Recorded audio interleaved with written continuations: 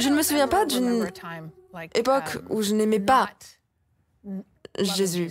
J'ai été élevée de cette façon et je suis vraiment reconnaissante. Et je sais que ce n'est pas l'histoire de tout le monde, et certainement pas celle de tous ceux qui regardent cette émission. Mais pour moi, je ne me souviens pas d'un moment où je n'ai pas aimé Jésus. Maintenant, il y a eu une période au début de mes 20 ans où il est devenu Seigneur.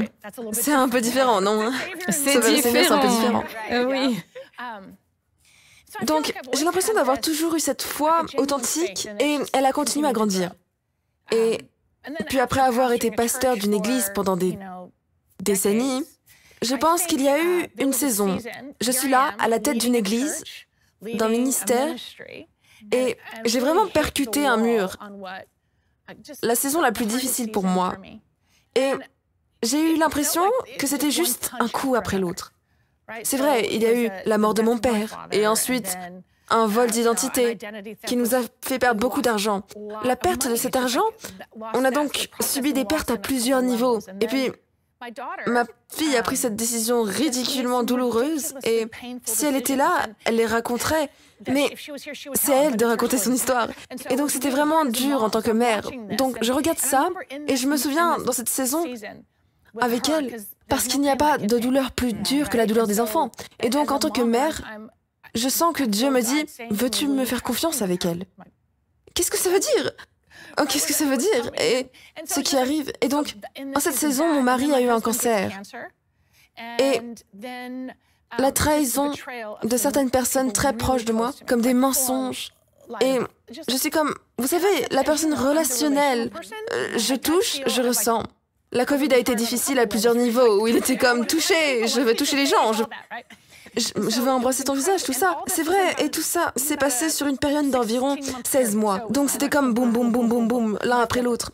Et je pouvais me sentir en retrait. Je ne dirais pas que j'étais comme ça à l'intérieur, rebelle. Mais le désert dans lequel j'étais est devenu un vrai désert. Je pouvais me sentir en retrait. Je passais par les émotions. Des trucs spirituels, c'est vrai. Je savais qu'il fallait prier, mais ce n'était pas dans ma tête, c'est vrai. Je savais qu'il fallait prier, mais je laissais un mur se dresser entre moi et mon Sauveur. Je le savais. Et j'ai eu à ce moment, assis sur mon canapé, à regarder un programme de plus, c'est vrai. Et je pouvais me sentir devenir si amère. Et ce n'était pas la racine de l'amertume, c'était un buisson d'arbres flamboyant qui poussait, et c'était amer. Et j'ai eu ce moment assis là,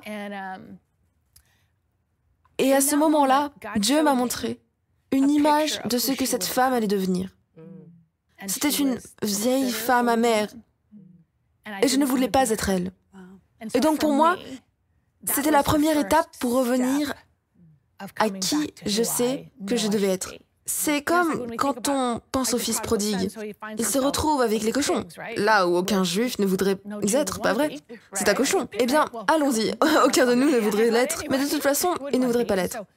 Et donc, il devait faire ce moment. C'est vrai, quelque part, il est revenu à lui. Il a repris ses esprits pour commencer ce voyage de retour. Et donc, pour moi, ce n'était pas avec les cochons et je n'avais pas fait cette grande marche rebelle, mais c'était juste ce lent subtil devenant une personne au cœur de pierre. Et c'est donc en m'asseyant sur ce canapé que je suis revenue. Et je me souviens juste d'avoir pleuré. Et puis j'ai eu ce moment avec Dieu et je me suis... Excusez, je suis tellement désolée. Et il m'a redonné un cœur pur à cet instant. Et donc, c'était, en quelque sorte pour moi, le retour. C'est vrai. Bienvenue, Holly, bienvenue à nouveau. Et je ne pense pas que j'aurais pu sortir de cet endroit désert sans avoir quelqu'un. Sans quelqu'un, vous comprenez? Sans quelqu'un, sans personne. Comme le Covid. C'est ça. Vous m'appelez, je vous appelle. Comment allez-vous? Vous aimez votre mari? Non, non.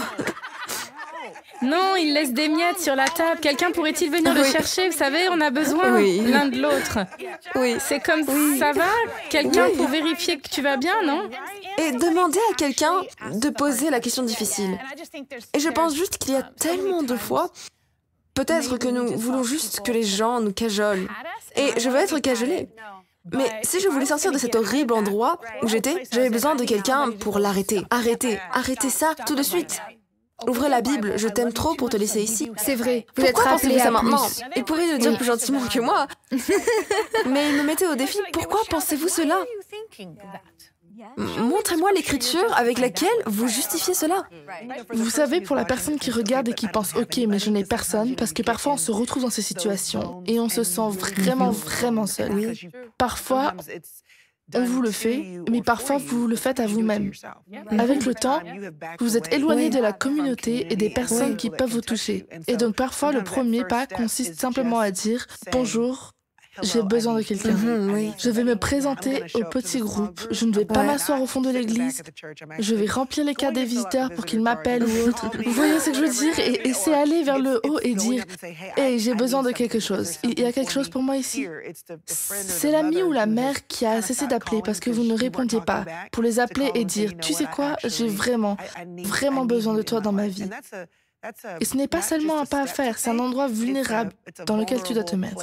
Pour dire « j'ai besoin de quelqu'un ». Mais quand vous réalisez que Dieu lui-même est descendu en chair et en os et aurait pu faire toutes les choses qu'il a faites, Jésus aurait pu tout faire par lui-même. Il a choisi de le faire en communauté. Je veux dire, c'est un modèle pour nous. C'est comme ça qu'il veut que nous fonctionnons, apprenions, vivons et grandissions. Et c'est en communauté. Et pour beaucoup d'entre nous, la guérison se trouve de l'autre côté de l'ouverture de notre cœur à quelqu'un d'autre.